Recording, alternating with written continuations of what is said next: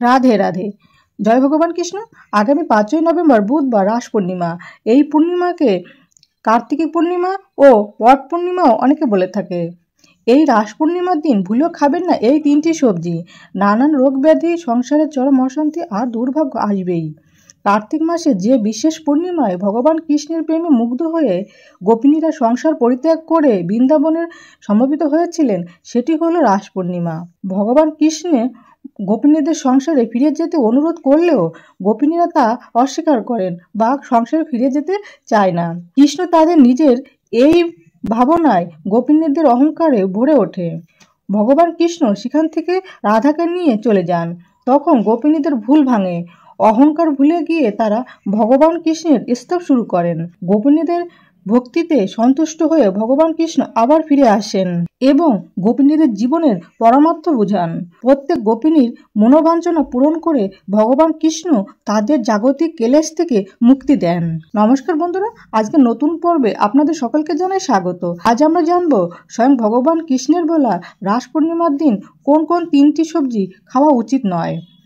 এই দিন যে সবজিগুলি খেলে জীবনে ঘনিয়ে আসতে পারে চরম দারিদ্রতা, পরিবারের সদস্যদের লেগে থাকবে নানান রোগ ব্যাধি, ঘরে বাইরে কথায় কথায় সৃষ্টি হবে অশান্তি।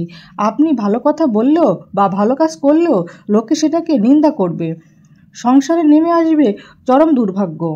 আপনি রাস পূর্ণিমার কোনো ব্রত পালন করুন অথবা না করুন, কিন্তু এই দিন অবশ্যই শাস্ত্র অনুসারে নিষিদ্ধ খাবারগুলি এড়িয়ে চলুন। তাহলেই আপনি আর আপনার পরিবারের সবাই সুরক্ষিত থাকবেন। বন্ধুরা, এই ভিডিও থেকে আমরা জেনে নেব রাস পূর্ণিমার এবং শ্রী শ্রী সত্যনারায়ণ পূজার শুভ মুহূর্তের সম্পূর্ণ সময়সূচি। বন্ধুরা, ভারতীয় পঞ্জিকা অনুসারে 4 নভেম্বর 2025 মঙ্গলবার রাত 9:22 পূর্ণিমা তিথি শুরু হচ্ছে এবং 5ই নভেম্বর বুধবার রাত 7:06 পর্যন্ত পূর্ণিমা তিথি থাকবে।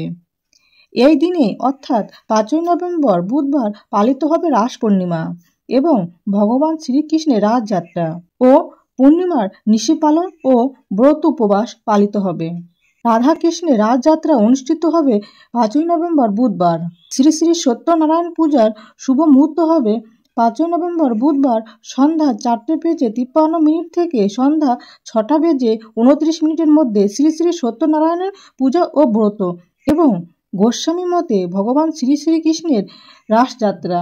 5ই নভেম্বর বুধবার গোস্বামী মতে কার্তিক ব্রত সমর্পণম, চাতুর্মাস্য ব্রত সমর্পণম। স্মার্ত মতে 5 নভেম্বর বুধবার রাত 7:06 মধ্যে ভগবান শ্রী শ্রীকৃষ্ণের রাজযাত্রা। নবদ্বীপ ধামে 5ই নভেম্বর বুধবার ভগবান শ্রী শ্রীকৃষ্ণের রাজযাত্রা এবং শ্রী শ্রী গৌরাঙ্গ মহাপ্রভু রাজযাত্রা। পূর্ণিমা নিশি পালন হবে 4 নভেম্বর 2025 মঙ্গলবার। বন্ধুরা, রাস পূর্ণিমার দিন নিষিদ্ধ সবজিগুলির মধ্যে প্রথমেই যেটির কথা বলবো সেটি হলো কুমড়ো। এই দিন বাড়িতে কখনোই কুমড়ো রান্না করবেন না। পরিবারের কোনো সদস্যই রাস পূর্ণিমার দিন কুমড়ো খাবেন না। এই দিন কুমড়ো খেলে বাড়িতে রোগ ব্যাধি লেগেই থাকবে। রোগের পিছনে খরচ করতে করতে আপনি সর্বশান্ত হয়ে যাবেন।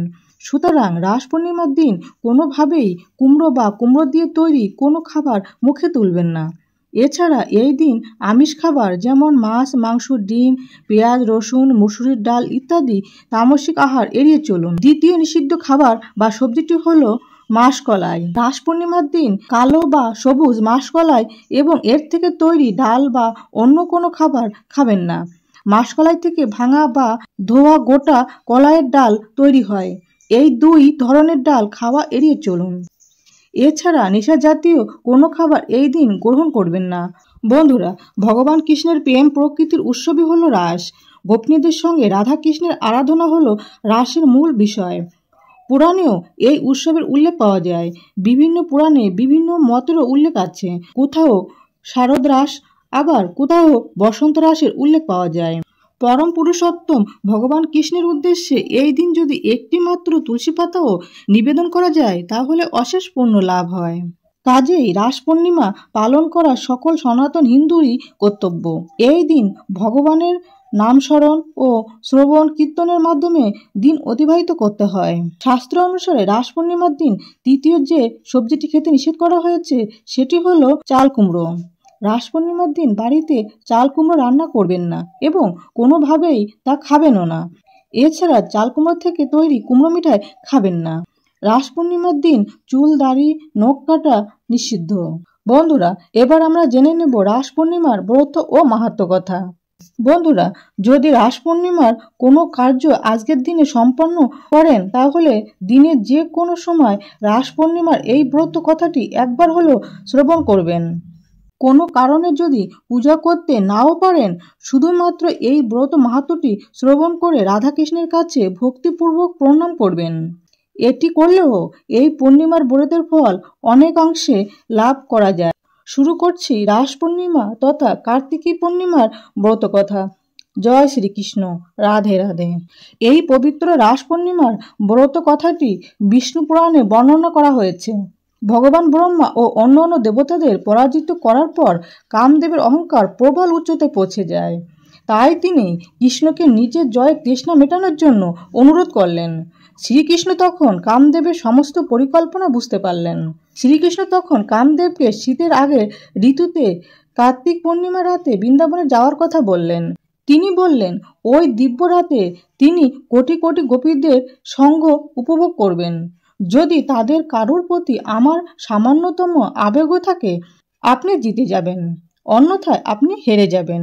সেই রাতে ভগবান কৃষ্ণ যোগমায়ার দ্বারা সমস্ত বৃন্দাবনের উজ্জ্বলতা এবং দেবত্ব আরও বৃদ্ধি করলেন। এই উদ্দেশ্য সাধনের জন্য এটি একটি নিখুঁত রাত ছিল। বৃন্দাবনে ফুল ফুটেছিল, পূর্ণিমা আরও উজ্জ্বল হয়েছিল এবং যমুনার নদীর তীরে শীতল মৃদুমন্দ বাতাস বয়েছিল। এই উত্তেজক পরিবেশের মধ্যে ভগবান কৃষ্ণ তার বাঁশিতে একটি মায়ামার সুর বাজাতে লাগলেন। সুরটি গোপীদের আকৃষ্ট করেছিল, তাদের আবেগ শীর্ষে উঠেছিল এবং ভগবান কৃষ্ণের প্রতি ভালোবাসার প্রভাবে তারা সকলেই তাদের সমস্ত ভয়, বন্ধন, ধৈর্য এবং লজ্জাকে পিছনে ফেলে তাদের প্রিয় কৃষ্ণের সাথে দেখা করতে দৌড়েছিল। তাদের মধ্যে কয়েকজনকে তাদের স্বামীরা বাধা দিয়ে বাড়িতে টেনে নিয়ে যায়, কিন্তু শুধুমাত্র তাদের শারীরিক দেহটি রয়ে গেল। তাদের আত্মা চলে গেল বৃন্দাবনের গোবিন্দের সঙ্গে দেখা করতে। যমুনা নদীর তীরে বৃন্দাবনের গোপীরা তাদের পরিচিত কদম গাছের নিচে বৃন্দাবন বিহারীকে দেখতে পেলেন। যোগমায়া সমস্ত গোপীদের মাথা থেকে পায়ের পাতা পর্যন্ত সুন্দরভাবে সাজিয়ে দিল। আসলে ওই গোপীরাও কিন্তু সাধারণ নারী ছিলেন না। মৈত্রী জিজ্ঞাসা করলেন, গোপীরা কৃষ্ণকে তখন পরব্রহ্ম বলে গণ্য করেনি, তখন তাদের আবেগের ভিত্তি কি ছিল? পরমেশ্বর বললেন, শিশুপালের মতো একজন হতভাগ্য ব্যক্তি যিনি সর্বদা ভগবান কৃষ্ণকে তুচ্ছ তাচ্ছিল্য করতেন, তিনি যদি সর্বোত্তম পথ পেতে পারেন তখন গোপীদের জন্য অন্য কোনো সন্দেহ থাকাই উচিত নয়, যাদের ভগবানের প্রতি এত গভীর অনুরাগ ছিল। তাই গোপীরা এসে শ্রীকৃষ্ণকে ঘিরে জড়ো হলেন তাদের ভক্তি পরীক্ষা করতে এবং কামদেবের সম্মান বৃদ্ধি করার জন্য। কৃষ্ণ তাদেরকে বললেন, হে গোপীবৃন্দ, এই রাতে তোমাদের পক্ষে এখানে থাকা উপযুক্ত নয়। তোমরা বাড়ি ফিরে যাও এবং তোমার স্বামীর সেবা করো। তোমার কর্তব্য অবশ্যই করতে হবে, কিন্তু আগে তোমার স্বামী এবং সন্তানের কাছে যাও এবং তাদের সান্ত্বনা দাও। গোপীরা অবশ্য বলল, হে গোবিন্দ, আমরা সমস্ত জাগতিক কামনা বাসনাকে পিছনে ফেলে তোমার কাছে এসেছি। এখন ফিরে যাওয়া আমাদের জীবনকে নষ্ট করার মতো। তোমার পায়ের কাছে থাকার পরও কেউ যদি জাগতিক কাজে ফিরে আসে সেটাই তো সব থেকে বড় দুর্ভাগ্যের ব্যাপার। এই কথাগুলো গোপীদের দিব্য অনুভূতির প্রতিফলন ঘটিয়ে ভগবান কৃষ্ণকে অত্যন্ত প্রসন্ন করল। তিনি তাদের সঙ্গ উপভোগ করতে লাগলেন, কিন্তু প্রভু সান্নিধ্যের কারণে গোপীদের মধ্যে একটা অহংকার বোধ কাজ করতে লাগলো। তারা নিজেদেরকে অত্যন্ত সৌভাগ্যবতী মনে করতে শুরু করলেন।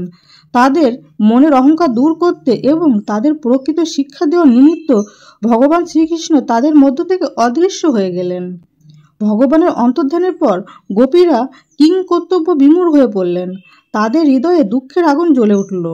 প্রভুর চরণে তারা নিজেদেরকে সর্বস্ব উজাড় করে দিয়েছিলেন। তারা সম্পূর্ণরূপে কৃষ্ণপ্রেমে মিশে গিয়েছিলেন। এভাবে আবেগ দ্বারা চালিত গোপীগণ ভগবান শ্রীকৃষ্ণের সন্ধান করতে লাগলেন। তারা গাছ, লতা পাতা এবং বনের পাখিদের কাছে তাদের প্রিয়তমা কোথায় জানতে চাইলেন। তখন তারা এক জায়গায় তার পায়ের ছাপ দেখতে পেলেন এবং যেখানে শ্রীকৃষ্ণের পায়ের ছাপ ছিল তার পাশেই তারা রাধারানীর পায়ের ছাপও দেখতে পেলেন। প্রকৃতপক্ষে ভগবান শ্রীকৃষ্ণ গোপীদের মধ্যে থেকে অন্তর্হিত হওয়ার পর রাধারানীকে নির্জন স্থানে নিয়ে গিয়েছিলেন। যার ফলে রাধারানী অন্য গোপীদের থেকে নিজেকে শ্রেষ্ঠ ভাবতে শুরু করে। তারা একসাথে পথ চলছিলেন, রাধা এবং কৃষ্ণ।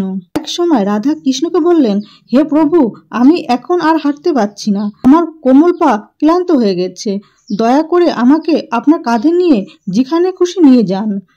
তার অনুরোধে ভগবান শ্রীকৃষ্ণ কাঁধে নিয়ে যেতে রাজি হলেন, কিন্তু রাধারানী তার কাঁধে উঠতে নাই তিনি সেখান থেকে অর্থাৎ কৃষ্ণ অদৃশ্য হয়ে গেলেন। এরপর রাধারানী সেখানে বসে কাঁদতে লাগলেন এবং অজ্ঞান হয়ে মাটিতে লুটিয়ে পড়লেন। অন্যান্য গোপীরা সেখানে এসে রাধাকে মাটিতে অচেতন অবস্থায় পড়ে থাকতে দেখলেন।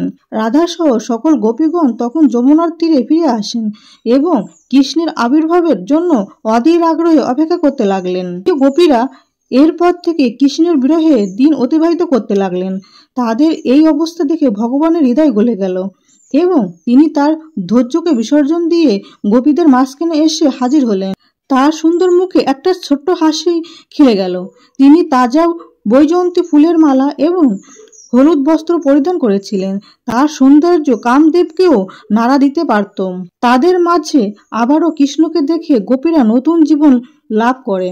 তারা সকলেই ভগবানকে আলিঙ্গন করতে লাগলেন এবং এইভাবেই তাদের শরীরে যে বিচ্ছেদের আগুন জ্বলছিল তা নিমিষেই অন্তর্হিত হলো। অন্তর্ধানের কারণ জিজ্ঞাসা করলেন। ভগবান তাদের বললেন, হে প্রিয় গোপীগণ, আমি আমার প্রিয়জনকে দৈহিক প্রেমে আকাঙ্ক্ষার প্রতিদান দিই না। এর কারণে তাদের বিবেক সর্বদা আমার মধ্যে নিমগ্ন থাকে। তাই আমি মিলনের পরও আত্মগোপন করি, যাতে তোমরা সম্পূর্ণরূপে আমার মধ্যে আত্মমগ্ন হতে পারো। গোপিনীরা বুঝলেন যে ত্রিজগতের প্রতি শ্রীকৃষ্ণকে কোনো বন্ধনে আটকে রাখা যায় না। যাদের চেতনা সম্পূর্ণরূপে কৃষ্ণপ্রেমে মগ্ন, ভগবান তার কাছেই ধরা দেন। সেই প্রেমের নেই কোনো আকাঙ্ক্ষা, নেই কোনো দৈহিক চাহিদা, নেই কোনো অহংকারের প্রতিফলন, নেই কোনো বন্ধনে আটকে থাকা। এইভাবে শ্রীকৃষ্ণ মানব জীবনের পরমার্থ বুঝিয়ে ব্রজ গোপীদের অন্তর পরিশুদ্ধ করলেন। এর ফলে যেমন গোপীদের মনের অহংকার চূর্ণ হলো, তেমনি চূর্ণ হলো কামদেবেরও অহংকার। শ্রীকৃষ্ণের এই রাসলীলা আসলে কোনো দৈহিক বা বাহ্যিক মায়ামোহ নয়, এটি হলো পরমাত্মার সঙ্গে অন্তরাত্মার মহামিলন, ভক্তের সাথে ভগবানের মহামিলন। অতএব ব্রত কথাটি সমাপ্ত। বন্ধুরা, আশা করি ভিডিওটি আপনাদের সামান্য হলেও উপকারে আসবে। রাধাকৃষ্ণের কৃপায় আপনারা সবাই সুস্থ থাকুন, ভালো থাকুন, এই প্রার্থনা করি। আজ তাহলে এখানে সমাপ্তি করলাম। জয় রাধাকৃষ্ণের জয়। রাধে রাধে।